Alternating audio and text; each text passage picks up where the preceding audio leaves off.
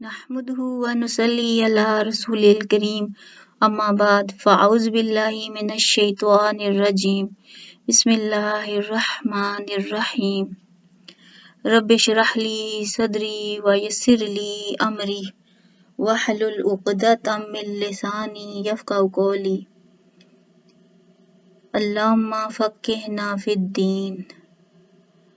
السلام علیکم ورحمۃ اللہ وبرکاتہ.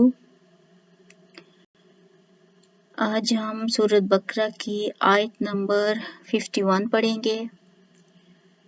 پہلے اس کا میں لفظی ترجمہ پھر بامحاورہ ترجمہ کروں گی اور پھر اس کی تفسیر آپ لوگوں کو بتاؤں گی. اللہ سے دعا ہے کہ اللہ تعالیٰ مجھے اور آپ کو اس کو صحیح طرح سمجھنے کی توفیق عطا فرمائے اور اللہ تعالیٰ ہم سب کو عمل والا بنا دے اور اللہ تعالیٰ ہم سب کو بخش دے اور اللہ تعالیٰ ہم سب کا خاتمہ ایمان بالخیر پر کرے اور ہمیں مرتے وقت لا الہ الا اللہ محمد رسول اللہ پر موت دے. آمین یا رب العالمین.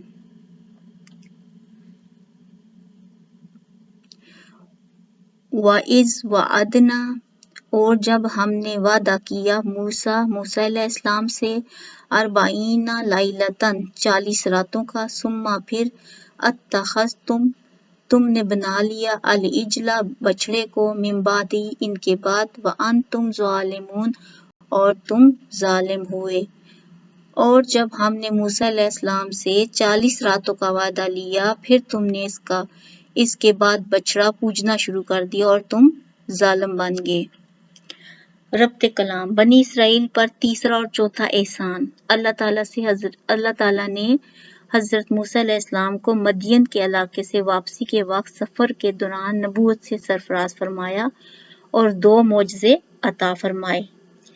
لاٹھی کا اسداب بن جانا نمبر 1 اور نمبر 2 ہاتھ کا روشن ہونا. ان معجزات کے ساتھ موقع بموقع حضرت موسیٰ علیہ السلام کو ہدایات ملتی رہیں جن میں حضرت موسیٰ اور حضرت ہارون علیہ السلام کو فرعون کے پاس جا کر نہایت نرمی کے ساتھ سمجھانے کی ہدایت، توحید کے دلائل اور بنی اسرائیل کی آزادی کا مطالبہ، مظلوم بنی اسرائیل کو صبر اور نماز کی تلقین اور ہر قسم کی رہنمائی کا بندوبست. حضرت موسیٰ علیہ السلام اور فرعون کے مجادلہ کے نتیجہ میں جادوگروں سے مقابلہ، اللہ تعالیٰ کی طرف سے عظیم کامیابی کا حصول جس کے نتیجے میں جادوگروں کا موقع پر ہی اللہ تعالیٰ کے حضور سجدہ ریز ہونا اور موسیٰ علیہ السلام پر ایمان لانے کا اعلان، جس کی تفصیل ہم اپنے مقام پر بیان ہوگی. بالآخر فرعون اور اس کے لشکروں کا غرق ہونا اور اس کے بعد موسیٰ علیہ السلام کو حکم ہوا کہ فلسطین پر حملہ آور ہو جاؤ، اللہ اسے تمہارے ہاتھوں فتح کرے گا. لیکن بزدل قوم نے کہا اے موسیٰ علیہ السلام تم اور تمہارا خدا لڑو، ہم تو اتنے طاقتوروں کے ساتھ نہیں لڑ سکتے. اس کی پاداش میں انہیں سینا کے ریگستان میں 40 سال کے لیے انہیں مقید کر دیا گیا. اب موسیٰ علیہ السلام کو حکم ہوا کہ آپ کوہ طور پر 30 دن کے لیے حاضری دیں تاکہ آپ کو تحریری طور پر تختیوں کی شکل میں تورات عنایت کی جائے.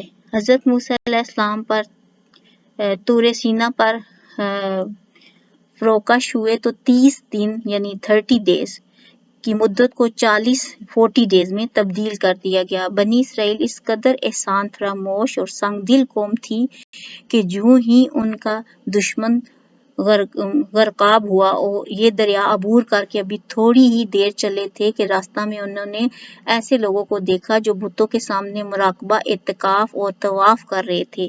بنی اسرائیل اللہ تعالیٰ کے احسانات کو فراموش کرتے ہوئے بنی اسرائیل موسیٰ علیہ السلام سے مطالبہ کرنے لگے کہ ہمیں بھی ایسا ہی معبود بنا دیجئے. حضرت موسیٰ علیہ السلام نے شرک کے نقصانات بتاتے ہوئے فرمایا کہ یہ قوم تو ہلاکت اور بربادی کے کنارے پر کھڑی ہے. جن کی یہ پوجا کر رہے ہیں وہ باطل اور ان کا یہ عمل شرک ہے. کیا تم اللہ کے بغیر کسی اور کو معبود مانتے ہو جبکہ اس نے تمہارے دشمن کو غرق کر کے پوری دنیا میں تمہیں ممتاز کر دیا. اس وقت تو یہ لوگ باز آئے لیکن غلامانہ ذہن رکھنے والی قوم شرک سے کس طرح باز آ سکتی تھی. جو ہی حضرت موسیٰ علیہ السلام 40 دن کے لیے کوہ طور پر تشریف لے گئے تو سامری نامی کہ ایک آدمی نے سونے کا ایک بچڑا بنا کر انہیں کہا کہ یہ وہ خدا ہے جس کی تلاش میں موسیٰ علیہ السلام کوہ طور پر بیٹھے ہیں۔ انہوں نے سب کچھ فراموش کرتے ہوئے بچڑے کی عبادت شروع کر دی۔ یعنی کہ اس آیت میں کیا کیا مسائل بیان ہوئے۔ نمبر 1 بتایا گیا کہ غیر اللہ کی پوجا یعنی شرک بہت بڑا ظلم ہے، یعنی شرک معاف نہیں ہو سکتا۔ اللہ تعالیٰ نے اس کو کس سے تشبیہ دی؟ ظلم سے۔ اور نمبر 2 کیا ہے کہ اللہ تعالیٰ آدمی کو ڈیل دے تو اسے کیا کرنا چاہیے؟ توبہ اور شکر کرنا چاہیے۔ جیسے کہ دیکھو کتنے بنی اسرائیل پر اللہ تعالیٰ نے انعامات کیے، کتنی زیادہ ان پر رحمتیں کی، لیکن وہ کیسی قوم تھی۔ اور پھر کیا ہے، اور جیسا کہ ہم سب جانتے ہیں کہ حضرت موسیٰ علیہ السلام پر تورات موسیٰ علیہ السلام پر نازل ہوئی، اور جو کیوں نازل ہوئی تھی؟ بنی اسرائیل کے لیے ہدایت کا سرچشمہ تھی۔ اور پھر نمبر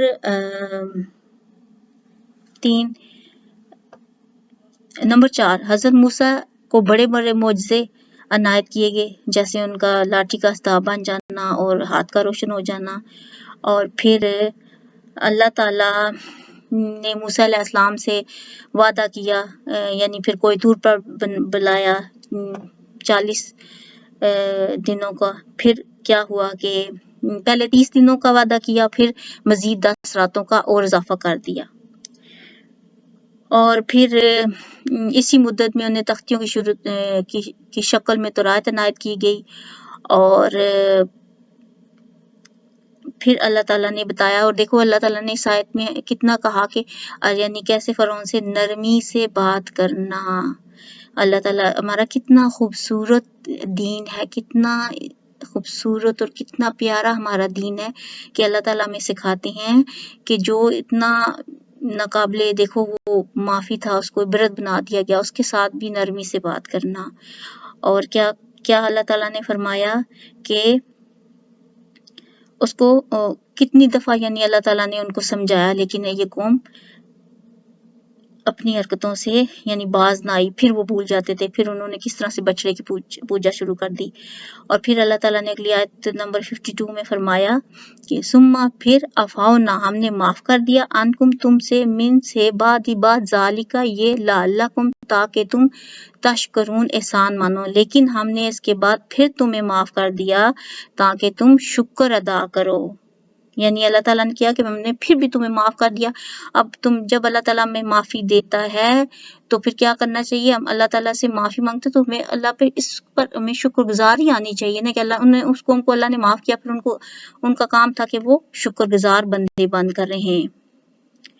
اور پھر نمبر 53 میں بتایا وَإِذْ اور جب عطینا ہم نے دی موسیٰ علیہ السلام کو کتاب اور الفرقان جدا کرنے والے احکام لعلکم تاکہ تم تہتدون ہدایت پالو، اور جب ہم نے موسیٰ علیہ السلام کو تمہاری ہدایت کے لیے کتاب اور معجزے عطا کیے، یعنی کیا ہدایت کے لیے کیا کتاب اتاری؟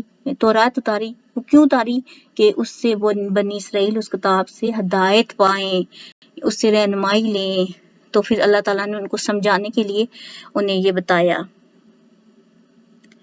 آیت نمبر 54 وَإِذْ قَالَ اور جب کہا موسیٰ علیہ السلام نے لِقَوْمِهِ اپنی قوم سے، یا قومی اے قوم، اِنَّکُمْ بشک تم نے ظلم کیا، انفسکم اپنے اوپر، باتخاذکم تم نے بنا لیا، العجلہ بچڑا، فتوبوا سو تم رجوع کرو، الی طرف بارئکم تمہارا پیدا کرنے والا، فقتلوا سو تم ہلاک کرو، انفسکم اپنی جانیں، ذالکم یہ خیرن بہتر ہے، لکم تمہارے لیے، اندہ نزدیک، بارئکم تمہارا پیدا کرنے والا، فتابا اس نے توبہ قبول کر لی، علیکم تمہاری، انہ ہوا بے شک وہ التواب توبہ قبول کرنے والا، الرحیم رحم کرنے والا ہے۔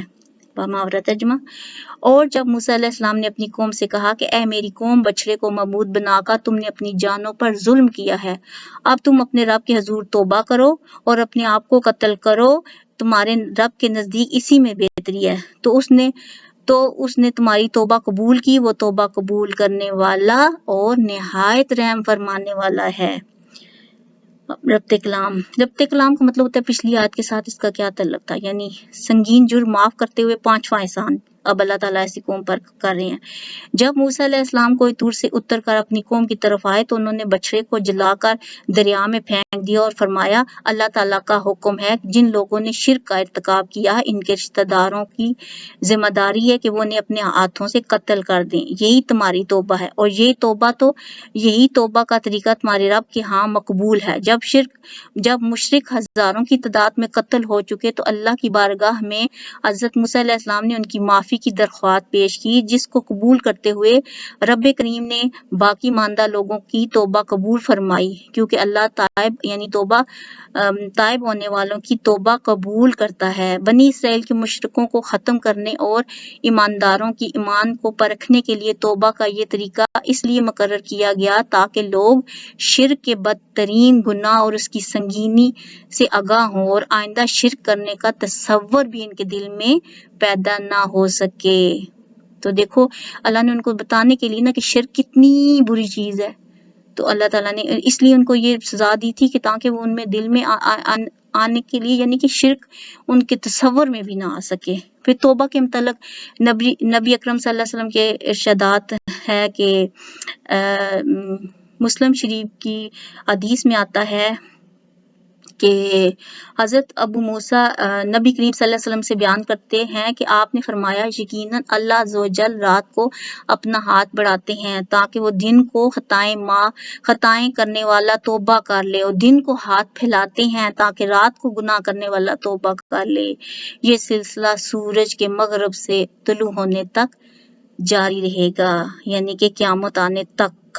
تو دیکھو اللہ کتنا پیارا ہے، کتنا خررحیم ہے، دن کو بھی ہاتھ پھیلاتا ہے کہ کوئی توبہ کرے اسے میں معاف کر دوں، اور جو دن کے ہمارے گناہ ہوتے ہیں، اور پھر رات کو بھی اللہ تعالیٰ ہاتھ پھیلاتے کہ کوئی بندہ مجھ سے معافی مانگے، مجھ سے توبہ کرے تو میں اس کو معاف کر دوں، اور یہ سلسلہ یعنی قیامت تک رہے گا۔ اللہ سے دعا ہے اللہ تعالیٰ میرے اور آپ کے اور کل امت مسلمانوں کے ہر گناہ کو اللہ تعالیٰ معاف کر دے۔ ہم بہت گناہگار ہیں، بہت کمزور ہیں، اللہ تعالیٰ ہمیں تو معاف کر دے، اللہ ہم سے راضی ہو جا، اللہ تعالیٰ ہم سے ہماری غلطیوں خطاؤں کو جانے انجانے ہر گناہ کو اللہ تعالیٰ معاف کر دے، آمین یا رب العالمین۔ اچھا آگے ایک اور حدیث ابن ماجہ کی حدیث میں آتا ہے کہ حضرت عبداللہ بن مسعود رضی اللہ تعالیٰ عنہ بیان کرتے ہیں کہ رسول اللہ صلی اللہ علیہ وسلم نے فرمایا گناہ سے توبہ کرنے والا ایسے ہی پاک ہو جاتا ہے جیسے اس نے کوئی گناہ نہیں کیا۔ اور دیکھو کتنا یعنی اللہ تعالیٰ جب انسان توبہ کرتا ہے ہم اپنی غلطیوں کو، پھر اللہ تعالیٰ کیا کرتے ہیں کہ وہ ایسا اللہ میں بنا دیتا ہے کہ جیسے ہم نے کوئی گناہ کیا ہی نہیں، یعنی صاف ستھرا اللہ کر دیتا ہے۔ تو اس لیے دیکھو کہ انسانوں کو چاہیے کہ اللہ تعالیٰ ہمیں سچی توبہ کی توفیق دے، یعنی خالص ہم وہ توبہ کریں کہ یعنی کہ اللہ تعالیٰ پھر ہمیں آنے والی زندگی سے یعنی وہ ان گناہوں سے بچے رہیں۔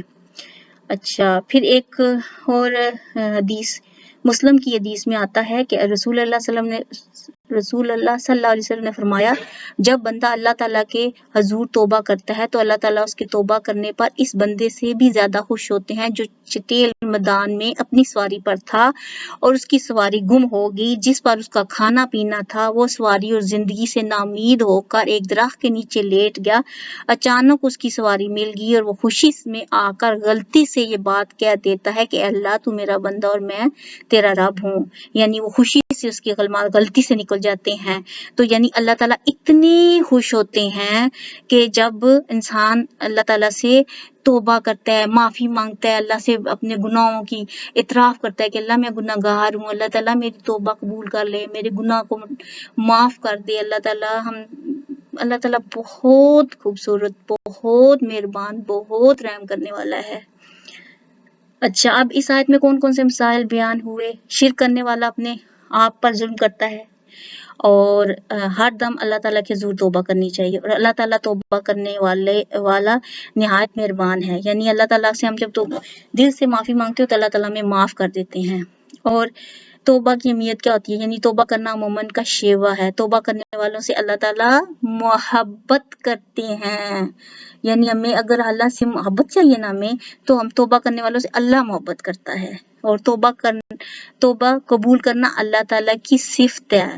توبہ کرنے والے کے لیے فرشتے مغفرت کی دعا کرتے ہیں. توبہ کرنے والے کے گناہ نیکیوں میں تبدیل ہو جاتے ہیں. دیکھو فرشتے بھی دعائیں مغفرت کرتے ہیں اور ان گناہوں کو مٹا کے اللہ تعالیٰ میں نیکیاں دے دیتا ہے. اللہ اتنا پیارا، اتنا غفور الرحیم ہے. اور توبہ کرنے والے کامیاب ہوں گے. اللہ سے دعا ہے کہ اللہ تعالیٰ مجھے، آپ کو اور کل امت مسلمانوں کو سچی خالص توبہ کرنے کی توفیق دے، اور اللہ تعالیٰ ہم ایسی توبہ کریں کہ آنے والی زندگی میں اللہ تعالیٰ ہماری مدد کرے کہ ہم ہر گناہوں سے، ہر برائی سے بچے رہیں. آیت نمبر 55 پڑھتے ہیں. وَإِذْ قُلْتُمْ، اور جب تم نے کہا، یا موسیٰ، اے موسیٰ، لن ہرگز نؤمنا، ہم نہ مانیں گے، لکا تجھے، حتیٰ یہاں تک کہ نار اللہ کو ہم دیکھ لیں، جہرتاً کھلم کھلا. فَأَخَذَتْكُمْ، پھر تمہیں آ لیا، الصَّاعِقَةُ، بجلی کی کڑک، وَأَنْتُمْ، اور تم، تنظرون، دیکھ رہے تھے. اور جب تم نے موسیٰ سے کہا کہ جب تک ہم اپنے رب کو اپنے سامنے نہ دیکھ لیں اس وقت تک ہرگز ایمان نہیں لائیں گے، تمہارے دیکھتے ہی تمہیں کڑک نے آ لیا. ربط کلام. اللہ تعالیٰ نے بنی اسرائیل کی بدترین گستاخی معاف کرتے ہوئے ان پر چھٹا احسان فرمایا. حضرت موسیٰ علیہ السلام کی قوم نے آسمانی دستاویزات یعنی توریت کو یہ کہہ کر تسلیم کرنے سے انکار کر دیا کہ جب تک ہم اللہ کے ساتھ ہم کلام اور اس کو خود نہیں دیکھ لیتے اس وقت تک ہم اس کتاب کی تصدیق نہیں کریں گے. اس نازک صورتحال کے پیش نظر موسیٰ علیہ السلام نے اللہ تعالیٰ کے حضور فریاد کی، ہے رب کریم، انہیں اپنی ہم کلامی اور زیارت سے مشرف فرما. اس کے جواب میں موسیٰ علیہ السلام کو حکم ہوا کہ آپ اپنی قوم کے 70 نمائندہ لوگوں کو کوہ طور پر لے آئیں. جب یہ لوگ طور سینا پہنچے تو زوردار آسمانی دھماکے سے مر گئے. تب موسیٰ علیہ السلام نے اللہ کے حضور عجز و انکساری سے فریاد کی کہ ہے رب جلیل، ان لوگوں کی حماقت کی وجہ سے آپ نے انہیں تباہ کر دیا، اگر ایسا ہی کرنا تھا تو پہلے مار دیا ہوتا. حضرت موسیٰ علیہ السلام کی دعا قبول ہوئی اور انہیں دوبارہ زندہ کر دیا گیا. اس سے یہ ثابت ہوا کہ اسی طرح اللہ تعالیٰ لوگوں کو دوبارہ زندہ فرمائیں گے، یعنی کہ جب سب لوگ مر جائیں گے تو اللہ تعالیٰ دوبارہ زندہ کریں گے. اللہ تعالیٰ کی زیارت کے بارے میں نبی صلی اللہ علیہ وسلم کا ارشاد ہے کہ مسلم کی حدیث میں آتا ہے کہ حضرت ابو ذر رضی اللہ تعالیٰ عنہ بیان کرتے ہیں کہ میں نے رسول اللہ صلی اللہ علیہ وسلم سے استفسار کیا کہ کیا آپ اللہ تعالیٰ کی دیدار سے مشرف ہوئے ہیں؟ جواباً آپ نے فرمایا وہ تو نور ہے، میں اسے کیسے دیکھ سکتا ہوں. شکر کا جمع مفہوم یہ ہے کہ آدمی کو جو کچھ میسر ہو اس کی قدر کرتے ہوئے اللہ تعالیٰ کا شکر ادا کرے، اور یہ ایسی صفت ہے جس کو اللہ تعالیٰ نے اپنی ذات والا صفات کی طرف منسوب فرمایا ہے. سورۃ نساء کی آیت نمبر 147 میں ارشاد ہوا کہ لوگوں، تمہیں عذاب کرنے سے اللہ تعالیٰ کو کچھ حاصل نہیں ہوتا، اگر تم اس پر ایمان لاؤ اور اس کا شکریہ ادا کرو تو اللہ تعالیٰ تمہارا قدردان ہوگا. یہاں شاکر کا لفظ استعمال فرما کر شکر کی اہمیت کو دو چند کر دیا. اور سورہ ابراہیم کی آیت نمبر 7 میں یہ خوشخبری عطا فرمائی کہ اگر تم اللہ تعالیٰ کا شکر ادا کرو گے تو وہ تمہیں مزید عنایت سے نوازے گا، یعنی اللہ تعالیٰ تمہیں اور دے گا. حضرت سورہ ابراہیم میں شکر کے بالمقابل کفر کا لفظ استعمال ہوا جس کے معنی ناقدری اور احسان فراموشی کے ہیں، اس لیے ہر زبان میں ناشکری کو کفران نعمت سے تعبیر کیا گیا ہے. ابلیس لعن کو جب اس کے جرم کی پاداش میں ہمیشہ کے لیے رندہ درگاہ قرار دیا گیا تو اس نے بنی نوع انسان کے بارے میں ان الفاظ میں اپنے خبث باطن کا اظہار کیا تھا، جس وجہ سے مجھے یعنی اللہ تعالیٰ نے نکال دیا ہے تو میں اس کے لیے صراط مستقیم میں رکاوٹ بنوں گا اور میں ان کے آگے پیچھے دائیں بائیں سے حملہ کروں گا. کس نے کہا تھا؟ شیطان، ابلیس نے. اے اللہ تو ان کی اکثریت کو شکر گزار نہیں پائے گا، یعنی کہ جو لوگ ناشکرے ہوتے ہیں نا، وہ کون ہوتے ہیں؟ وہ شیطان کے کہنا ماننے والے ہوتے ہیں.